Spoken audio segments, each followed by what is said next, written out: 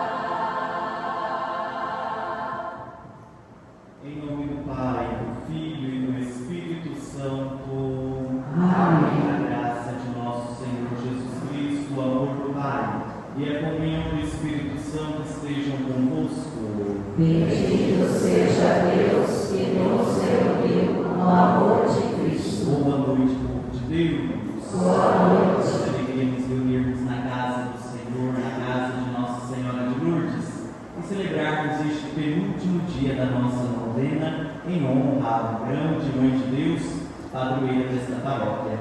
Nós vamos estar colocando de maneira especial esta reforma da nossa Igreja Matriz, nesta Santa Missa de hoje. Estaremos também meditando sobre o tema Os Frutos da Penitência. Então, com o coração aberto agora, apresentemos ao Senhor os nossos pecados, suplicando a Deus que nos faça misericórdia, suplicando ao Senhor que venha em encontro das nossas faltas, nos perdoando, nos purificando.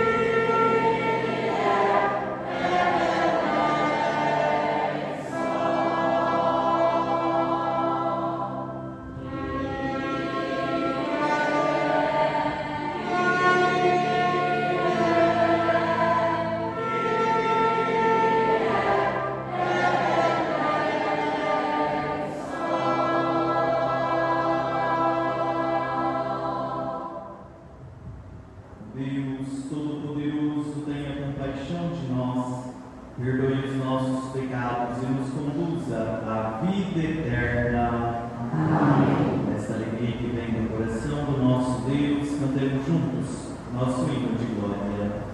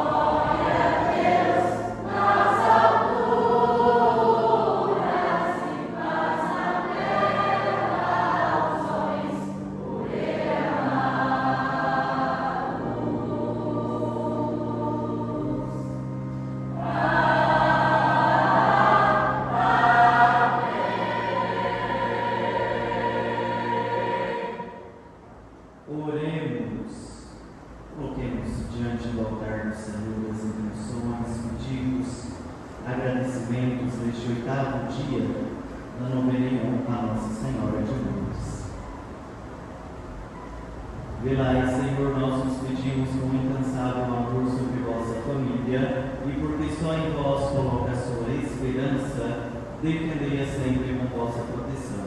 Por nosso Senhor Jesus Cristo, vosso Filho, que é Deus, e convosco vive e reina na unidade do Espírito Santo, por todos os séculos dos séculos. Amém.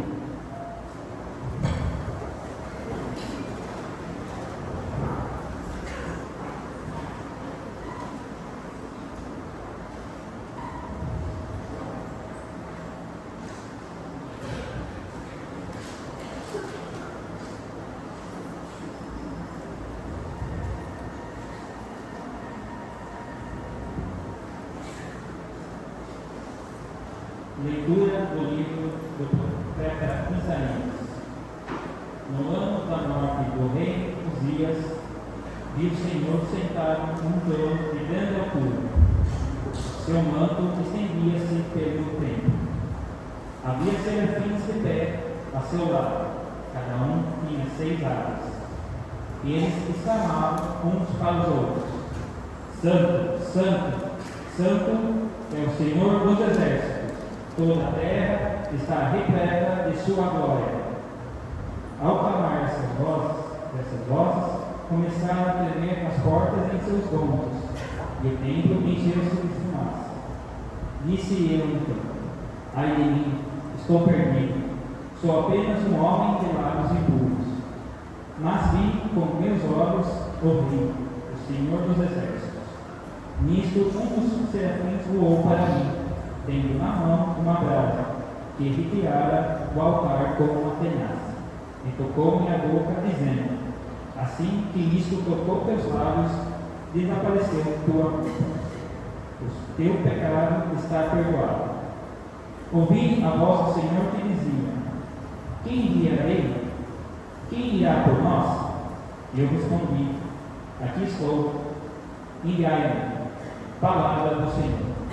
Graças a Deus.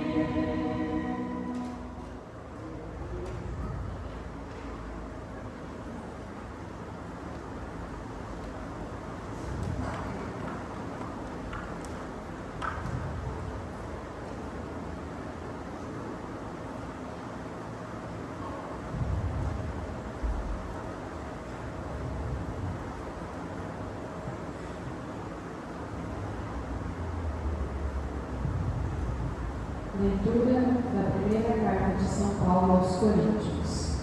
Quero lembrar dos irmãos o Evangelho que vos preguei e que recebestes, e no qual estáis firmes. Por ele sois salvos, se o estáis guardando tal qual ele vos foi pregado por mim. De outro modo, teríeis abraçado a fé em vão. Com efeito, transmitimos em primeiro lugar aquilo que eu mesmo tinha recebido, a saber, que Cristo morreu por nossos pecados, segundo as Escrituras, que foi sepultado, que ao terceiro dia ressuscitou, segundo as Escrituras, e que apareceu a Cefas e depois aos 12. Mais tarde, apareceu mais de 500 irmãos, de uma vez. Destes, a maioria ainda vive e alguns já morreram. Depois apareceu a Tiago, e depois apareceu aos apóstolos, todos juntos. Por último, apareceu também a mim, como um abortivo. Na verdade, eu sou o menor dos apóstolos, nem mereço o nome de apóstolo, porque persegui a igreja de Deus. É pela graça de Deus que eu sou o que sou. Sua graça para comigo não foi estéril. A prova é que tenho trabalhado mais do que os outros apóstolos. Não propriamente eu, mas a graça de Deus comigo. É isso, em resumo, o que eu e eles temos pregado, e é isso o que crestes. Palavra do Senhor. Graças a Deus.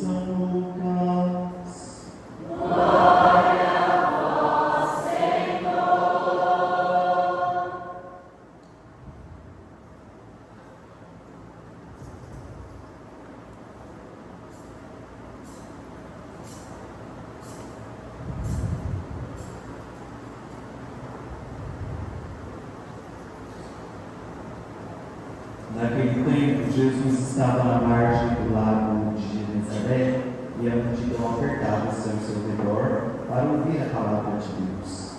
Jesus viu duas barcas paradas na margem do lago.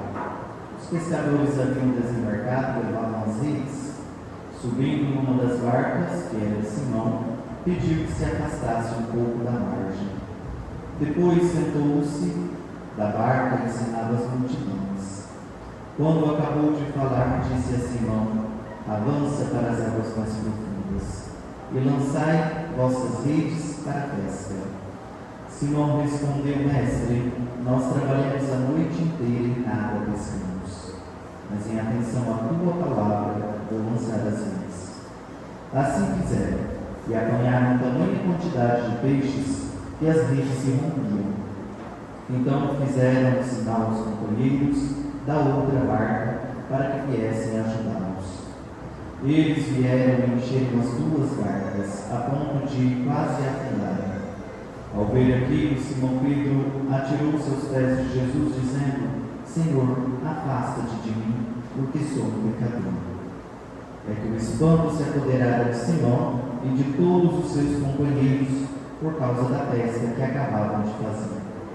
Tiago e João, filhos de Zebedeu, que eram sócios de Simão, também ficaram espantados.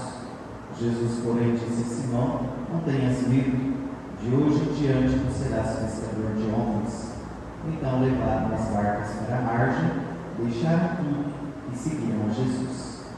Palavra da salvação. Glória a vós, Senhor. Hoje nós temos 3 leituras bíblicas que nos apresentam 3 histórias diferentes, 3 pessoas diferentes, mas com uma ligação entre elas, viveram a mesma experiência. A primeira leitura, tirada do livro do profeta Isaías, vai justamente nos contar uma visão espiritual que Isaías teve. Isaías, ele toma uma consciência de que ele já não está mais no plano terrestre, mas ele está no plano celestial, porque ele começa a ver os anjos, os querubins, os serafins, os louvores que são cantados, os instrumentos, e ele associa ali a um plano minúsculo celeste. E quando, no meio da sua visão, Isaías vê que aquele ambiente se enche de fumaça. E aí nós vamos ver que a fumaça, tanto a fumaça como a coluna de fogo, são símbolos para identificar a presença de Deus. Irmãos e irmãs, Isaías estava na presença de Deus, estava vendo Deus. O que com certeza deve ter gerado no coração de Isaías uma alegria muito grande. Veja, eu estou aqui na presença de Deus com os anjos, mas ao mesmo tempo Isaías, ele toma consciência de que, como está escrito na palavra, ninguém pode ver a Deus com os olhos de carne e permanecer em vida. Então Isaías diz: eu estou vendo a Deus, então vou morrer. Veja, a palavra do Senhor ela é bem clara quando ela diz que nós não podemos suportar o peso da presença de Deus.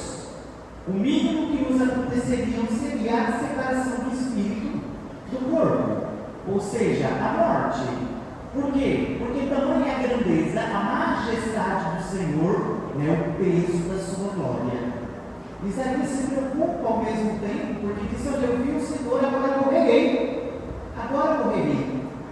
Então ele vê um anjo que sai deste momento, deste ato litúrgico, pega uma brasa sobre o altar e coloca sobre os seus lábios e purifica os seus lábios e conforta o seu coração, dizendo: não tenhas medo, você foi purificado pela brasa do altar, você agora foi considerado apto a estar aqui. Isaías fez a experiência da sua pequenez, da sua indignidade diante da presença de Deus. E quando nós vamos para a segunda leitura, que é um relato de São Paulo, um trecho da carta de São Paulo à comunidade de Coríntios, São Paulo diz o seguinte: tudo aquilo que eu vos expus, eu expus em comunhão com os apóstolos. E São Paulo, de uma certa maneira, ele monta ali uma espécie de credo, o creio da fé, os dados da fé expostos por escrito, para mostrar para a comunidade que ele não ensina nada de novo, nada de diferente daquilo que os apóstolos receberam de Jesus. Só que São Paulo termina este trecho dizendo: eu sou digno de ser chamado de apóstolo. Eu sei que vocês me dão este título. Eu sei que vocês me reconhecem como apóstolo. Eu sei que vocês me incorporam no colégio apostólico dos 12. Mas eu sou indigno. Eu sou indigno deste nome. Porque eu mandei prender muitos cristãos. Eu dedurei muitos e muitos foram mortos por minha causa. Eu sou indigno. Eu deveria ser considerado o menor de todos. Mas mesmo assim, continuo a minha missão com Deus. Mais uma vez, mais uma pessoa, mais uma personagem bíblica faz a experiência da sua pequenez, da sua indignidade. E aí nós temos, para finalizar, o Evangelho, que vai justamente mostrar este encontro de Pedro com Jesus. Pedro e os seus companheiros tinham pescado a noite inteira e não tinham pego nada, nem um peixe. E Jesus, que estava ali, às margens, ele ensinava, ele pregava a palavra. Jesus sobe em uma das barcas e diz: Pedro, avança um pouquinho mais para o meio. E Pedro avança, ele diz: agora jogue as redes. E Pedro olha meio que desaconsolado para Jesus e diz: mas Jesus, se eu fosse bem sincero, eu joguei as redes aqui a noite inteira, irmãos. Você está vendo eles lá também na outra barca? A rede, na noite inteira, jogamos as redes aqui. E nós nada pegamos. Mas porque é o Senhor que está pedindo, eu vou lançar mais uma vez. E Pedro lança as redes, e segundo a palavra, as redes se rompiam tamanha quantidade de peixes que ele tinha. E ele precisou chamar, pedir ajuda para tirar aquelas redes da água e colocar ali os peixes no barco. E então Pedro faz essa exclamação: Senhor, afasta-te de mim, porque eu sou pecador. Povo de Deus, que profundidade aqui. Pedro reconhece que ele está na presença de Deus. Pedro era um pescador profissional, viu, gente? Ele sabia o horário de pescar, ele sabia onde jogar as redes, ele sabia aonde que era o local ali onde pegava mais peixe. Ele não era pescador de Instagram, não, que pegava peixinho, só fazia um videozinho lá para mostrar para o povo. Se ele disse para Jesus que ele jogou a noite toda as redes e que ele não pegou nada, nós estamos falando de um profissional. Então, por isso é muito mais fácil para Pedro, quando ele olha ali aquela rede cheia de peixes, reconhecer que ali existe um milagre, uma intervenção divina, e ele está diante da presença do Senhor. E reconhece a sua pequenez, reconhece a sua indignidade. Como eu disse para vocês, essas três histórias, ligadas com um fio condutor, a experiência da grandeza, da majestade de Deus e a experiência da nossa pequenez, da nossa indignidade. Quantas e quantas vezes nós não fizemos na nossa vida essa experiência? De olhar para a nossa história, de olhar para a nossa vida e dizer: Senhor, quantas bênçãos eu já recebi, olha quão abençoado eu sou, olhando para a minha família, olhando para os meus bens materiais, olhando para os bens espirituais, olhando para os dons naturais, os dons extraordinários que tenho. Olha quanta bênção, como o Senhor age, conduz a minha história, cuida de mim. E aí, quando nós olhamos também bem para a nossa vida, a gente se depara com uma incoerência, porque de um lado somos tão abençoados e de outro a gente vive de qualquer maneira, não é verdade? De um lado nós temos tanta graça, tanta intervenção divina, tanta presença de Deus, Deus que está ali lado a lado conosco, e de outro lado nós ainda não herdamos o pecado, nós ainda somos maus de coração. E experienciamos esta indignidade, esta fraqueza, esta fragilidade nossa. E eu vou dizer uma coisa, povo de Deus, isso é normal. Isso é normal que nós reconheçamos essa grandeza de Deus, tudo que Ele é e faz por nós, e tudo que ainda nos falta. Essa experiência foi a mesma experiência que Isaías, Paulo e Pedro fizeram. Só que eles não pararam no conhecimento da sua fraqueza e fragilidade. Eles foram além. Eles não saíram da presença de Deus. Não existe mal algum, não está errado reconhecer a sua fragilidade, reconhecer a sua indignidade. O erro está em sair da presença de Deus. O erro está em escutar aquela voz do Você está achando que você é santo agora? Eu sei do teu passado. Eu sei o que você fez. Eu sei o que você está fazendo. Você quer mostrar para quem indo na igreja? Você quer mostrar para quem rezando na tua casa? Você quer mostrar para quem lendo a tua Bíblia que você quer mudar de vida? Você não vai conseguir. Quantos e quantos anos você está na mesma situação? Você acha que você é digno de receber o corpo de Cristo? Você acha que você é digno de estar lá confessando? Nossa, mas mais uma vez você vai lá encher a paciência do padre, tomar o tempo dele, veja como o padre é ocupado, você vai marcar a confissão de novo. Veja, de novo esses mesmos pecados. O diabo quer te convencer, através da nossa fragilidade, pequenez e indignidade, que nós não podemos nos aproximar de Deus, que Deus nem olha para nós, que nós somos tão sujos, tão feios e tão maus, que Deus, Ele vira o rosto para nós. Isso é que o diabo quer te convencer. É isso que o diabo quer colocar no nosso coração. Que através da consciência da nossa fraqueza, nós abandonemos Deus. Mas o processo é o contrário. O processo é reconhecer a nossa pequenez, segurar na mão de Deus e deixar que a graça de Deus se manifeste em nós. Que a graça de Deus se manifeste na nossa vida. Povo de Deus, a nossa luta e a nossa vida sobre esta terra é essa.